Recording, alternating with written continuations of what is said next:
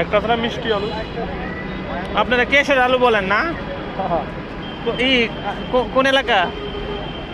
হ্যাঁ, ময়মনসিং। আমি তো জামালপুর, আমরা তো কেশর আলু বলি না, আমরা বলি এটা শীতল আলু।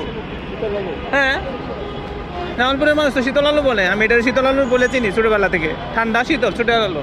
কেশর আলু শুনতেছেন ইদানিং? আপনারা কি ছোটবেলা থেকে কেশর আলু বলেন নাকি নতুন করে ঢাকায় শিখছেন কেশর আলু, তাই না? আগে কি বলতেন? আগে তো দেখছি এটা নিজে আমরা গাছ লাগাইছি, গাছ হয়েছে লতার লাগাই। তো নাম কি দিছিলেন আগে? নামই জানতেন না? অনেকে বলে শাক আলু। হ্যাঁ, তাহলে দিবেন না? না 80-তে 90 দেন, 1 কেজি দেন। দেখতে জানতে দাঁড়াও আমি বাইসে দিই।